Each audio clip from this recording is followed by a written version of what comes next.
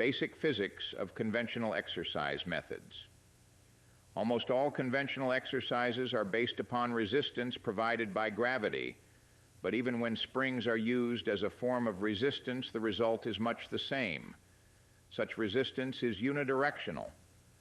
And while it is possible, with the use of pulleys, to control the direction of resistance, it still remains almost impossible to provide resistance in more than one direction while using conventional training equipment. There are a few exercises involving conventional equipment that can be performed in such a manner that this limitation regarding the direction of resistance can be overcome, at least for all practical purposes. But since these exercises form the subject of a later chapter, I will ignore them for the moment. This limitation in direction of resistance is probably the greatest limiting factor affecting most exercises, since it thus becomes impossible to involve more than a small percentage of the total number of fibers contained in a particular muscular structure in any conventional exercise. Because while the resistance is provided in only one direction, the involved body parts are rotating.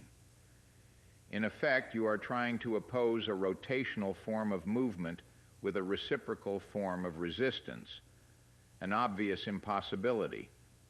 Impossible, at least, with conventional training equipment.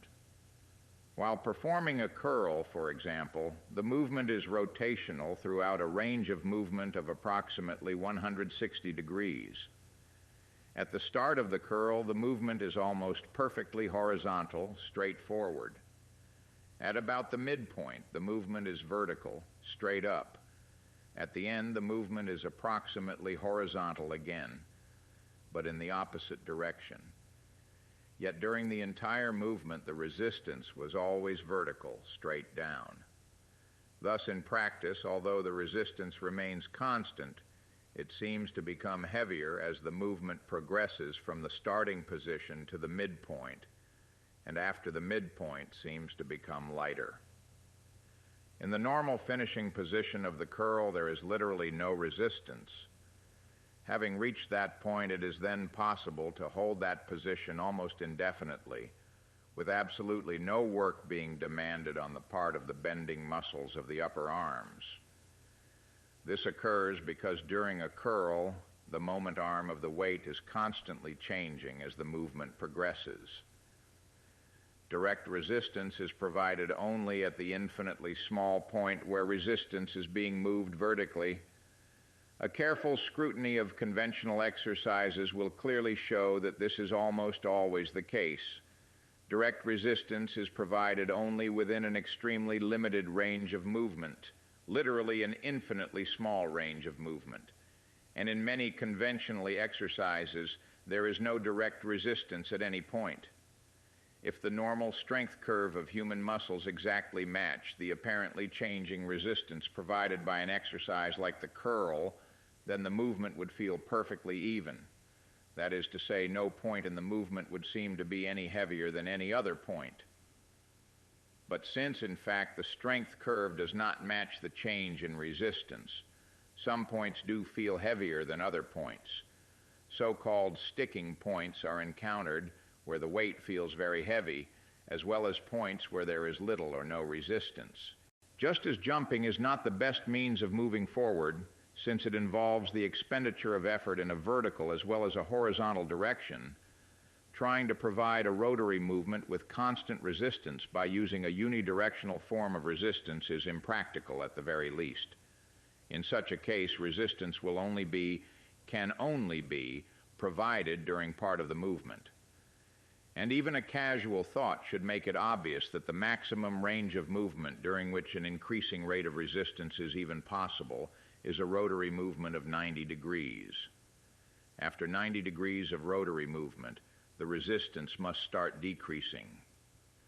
During the first 90 degrees of movement in a curl, for example, the direction of movement is constantly changing from horizontal to vertical, and the weight will thus seem to get heavier. But after 90 degrees of movement, the direction of movement starts changing from vertical to horizontal, and the weight will seem to grow lighter. Direct resistance will be provided only at the point where the involved body parts, the hands in a curl, are moving directly upwards, meeting resistance coming from an exactly opposite direction. If, at that point of direct resistance, the weight is too heavy, then you cannot progress to that point in the movement. But if the weight is light enough to permit a full range movement, even though heavy enough to require an all-out effort at the point of direct resistance, then you have provided balanced resistance only at one point in the curl. Thus, you will be working the muscles properly during a range of movement of something less than 1 degree out of a possible range of movement of about 160 degrees.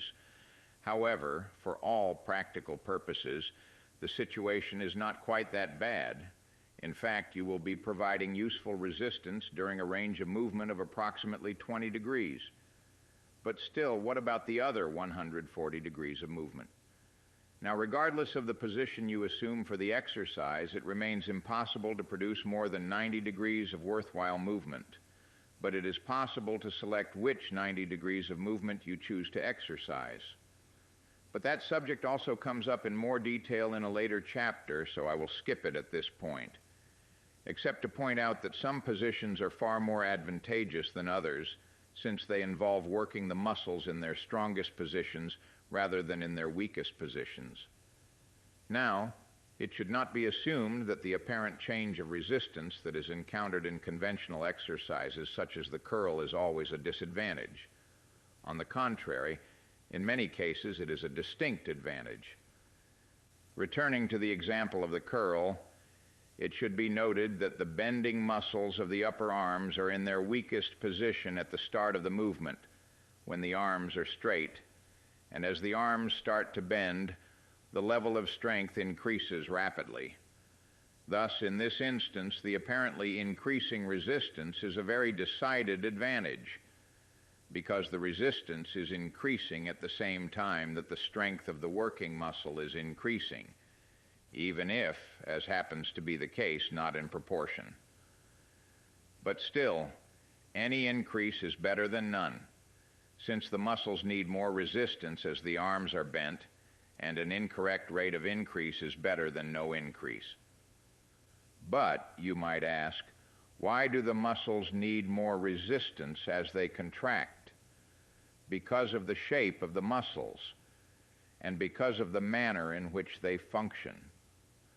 The well-known all-or-nothing principle of muscular fiber function states that individual muscle fibers perform work by contracting, by reducing their length, and that they are incapable of performing various degrees of work. That is to say, they are either working as hard as possible or not at all.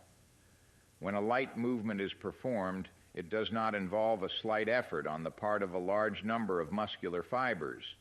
Instead, only the exact number of fibers that are required to perform that particular movement will be involved at all, and they will be working to the limit of their momentary ability.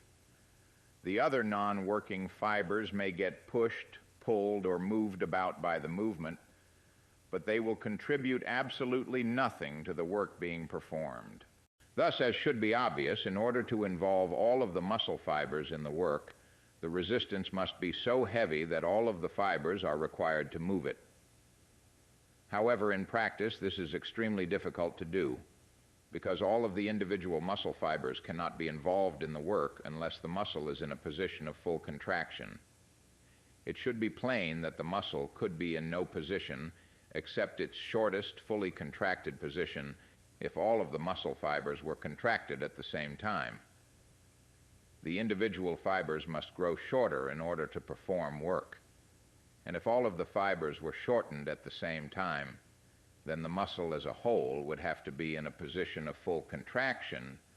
No other position is even possible with full muscular contraction, not at least unless the muscle is torn loose from its attachments. But it does not follow that even a position of full contraction will involve the working of all of the individual fibers, because only the actual number of fibers that are required to meet a momentarily imposed load will be called into play. Thus, in order to involve 100% of the fibers in a particular movement, two conditions are prerequisites. The muscle and its related body part must be in a position of full contraction, and a load must be imposed in that position that is heavy enough to require the work of all of the individual fibers. And in almost all conventional exercises, there is literally no resistance in the fully contracted position. At the very point in the exercise where the greatest amount of resistance is required, literally none is provided. In the top position of the squat, when the leg muscles are fully contracted, there is no resistance on these muscles. In the top position of the curl, when the bending muscles of the arm are in a position of full contraction, there is no resistance. In the top position of the bench press, when the triceps are in a position of full contraction, and the pectorals and deltoids are as close to a position of full contraction as they get in that movement, there is no resistance. Dozens of other examples could be given, but those three should be enough. But what does the shape of a muscle have to do with this?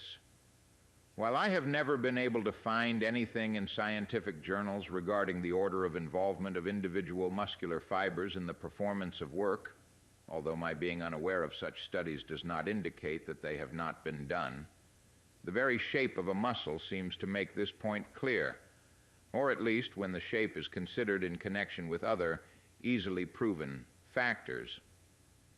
If a muscle is exposed to rotary, perfectly direct resistance, then it is immediately obvious that the strength of the muscle markedly increases as the position of the muscle changes from one of full extension to one of full contraction. Full contraction. Which observation indicates that more fibers are involved in the work when the muscle is in a position of full contraction, or at least they are if resistance that will require their assistance is imposed. And since a muscular structure is thickest in its middle, this extra thickness indicating the presence of a greater number of strands of muscle fibers in that area, it logically follows that this thick midsection of the muscle is the last part called into play in a maximum possible effort, and that it cannot be called into play unless the muscle as a whole is in a position of full contraction. Thus it seems that muscular contraction starts at the ends of a muscle and gradually moves inward towards the middle of the muscle. In spite of an almost complete lack of scientific studies of the effects of exercise, it is self-evidently true that exercise does produce increases in both muscular mass and strength. And if this is true in spite of the fact that only a small percentage of the actual total number of individual muscle fibers are performing any work at all in conventional exercises, then it logically follows that a form of exercise which involved working all of the fibers would produce an even greater degree of results. Or at least, that has been the apparently logical assumption that most of our research work has been based upon. And now we come to the physics of compound exercises. Most human movements are compound movements involving the use of several different muscular structures. And in conventional forms of exercises, this becomes another limiting factor. If, for example, you are trying to exercise your torso muscles, it is necessary in conventional exercises to also involve the work of your arm muscles. And since the torso muscles are far larger and stronger than the arm muscles, the arms fail at a point in the movement where the torso muscles are not being called upon to work as hard as they are capable of doing. Various forms of chinning exercises, for example, provide a much higher order of work for the bending muscles of the upper arms than they do for the muscles of the torso. You can prove this very easily to your own satisfaction with a simple test involving a few previously untrained test subjects. Have each of these subjects perform 4 sets of regular chins with a 4-minute rest between set, and with each set being carried to the point of failure. 48 hours later, if they have worked as hard as possible, most such subjects will be so sore that they cannot fully straighten their arms. But this soreness will be almost entirely restricted to the arms, and to the ends of the arm muscles at that. There will be little or no soreness in the torso muscles, and certainly nothing to compare to the soreness in the arms. Pullovers? Well, in this instance, while it may appear that you are working the torso muscles without involving the arms, a moment of consideration will make it obvious that the arms are still the limiting factor. In bent arm pullovers, you are limited to an amount of weight that your triceps muscles are strong enough to keep away from your head. And in straight arm pullovers, the strength of the elbow tendons is the limiting factor. And in both forms of pullovers, the previously mentioned limitation in regard to worthwhile range of movement is very much in evidence. Not more than 90 degrees of worthwhile rotary movement is possible. And yet, the latissimus muscles have a total range of movement in excess of 240 degrees. Upon close examination, it will be immediately apparent that all conventional exercises for the torso muscles are limited in somewhat similar ways. Using conventional methods, it is simply impossible to provide full-range resistance, or actually heavy resistance, for the torso muscles. Yet in spite of these obvious limiting factors, great degrees of improvement in the size and strength of these muscular structures can be produced by conventional forms of exercise. Eventually. Years ago, I asked myself, what would the results be if such restrictions could be removed? If all of the muscles of the body could be provided with full-range rotary form, omnidirectional, direct, balanced, automatically varying resistance. And now we are well on the way to getting an answer to those questions. But make no mistake about one point. Barbells and conventional pulley devices are extremely productive if used properly. By comparison to any earlier method of training, the barbell is almost literally a miracle machine. But it is so productive in spite of the limitations listed above, not because of any inherent advantages. And this is simply another indication that some other method of training, without these limitations, and with the inherent advantages of having been designed to provide the known requirements for stimulating muscle growth, would be even more effective. The use of a barbell is limited by simple, unchangeable laws of physics. Barbells cannot provide the required rotary form of resistance. Full-range movements are impossible with a barbell in all but a few exercises. Barbells do not provide the necessity for automatically varying resistance, resistance that changes during the actual performance of each repetition. Barbells provide almost no direct resistance in most exercises, and literally none in many other exercises.